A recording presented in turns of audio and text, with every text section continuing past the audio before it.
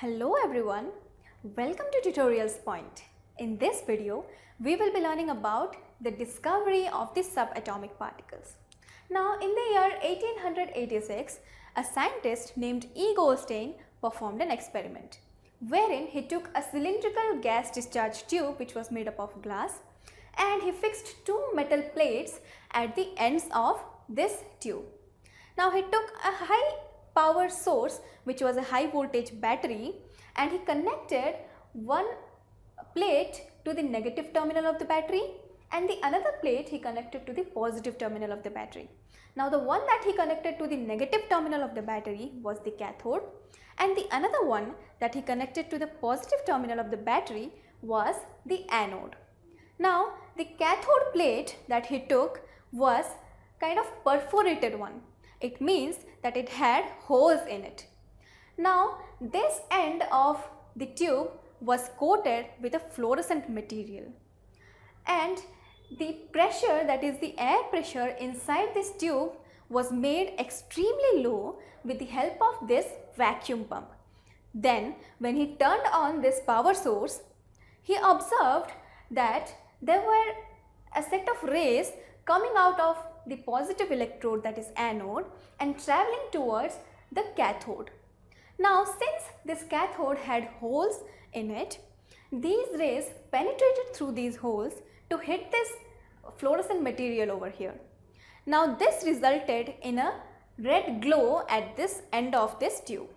Now since these rays penetrated through the holes made in the cathode, he named these rays as canal rays. Now these canal rays were identified by another scientist in the year 1919 whose name was Ernest Rutherford. Now this Ernest Rutherford identified these rays to be composed of positively charged particles and he named these particles as protons. Now in between, in the year 1897, there was another scientist whose name was J.J. Thomson. He performed the same experiment with the same setup and the same experimental conditions, that is extremely low pressure inside the tube and the high voltage power source. Now the cathode that he took was not a perforated one, and when he turned on this power source, he found there was a set of new rays that were originating from the cathode and moving towards the anode. Now since these rays were starting from the cathode electrode, he named these rays as cathode rays. But later on he identified that these cathode rays were composed of negatively charged particles and he named those particles as electrons. Now let us look at the discovery of another subatomic particle, which is neutron.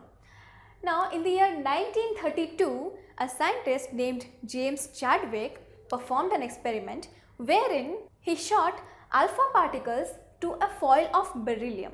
Now what are these alpha particles? Alpha particles are basically doubly positively charged helium ions. That is, when we take out both the electrons from a helium atom, the left out part is called as the alpha particle. Now when these alpha particles were shot onto a beryllium foil, he observed some unknown particles coming out of the beryllium foil. Now he performed many experiments on these particles and came to a conclusion that these particles are electrically neutral and had a mass which was almost equal to the mass of a proton.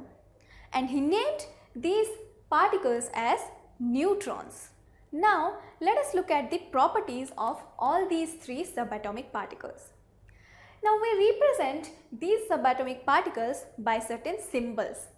That is, the symbol of protons is P plus, and similarly the symbol of electron is E minus and the symbol for neutron is N0.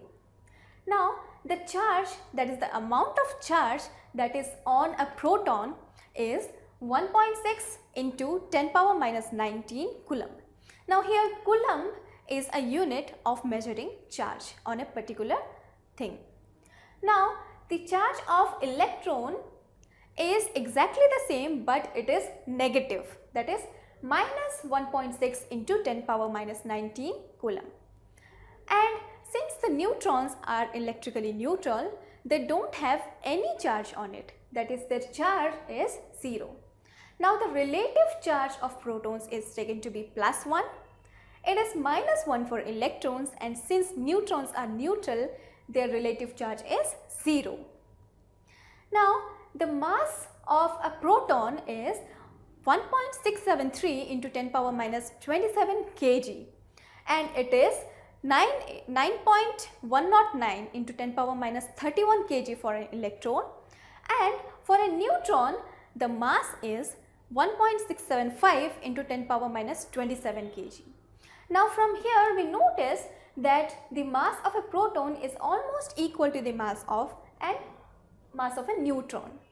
Now we see from these powers on 10 that the mass of an electron is extremely small as compared to the mass of a proton and a neutron.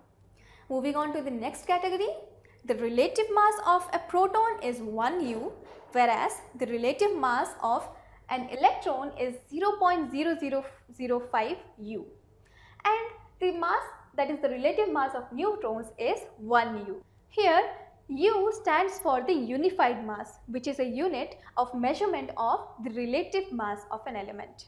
So this was all about the properties of these three subatomic particles.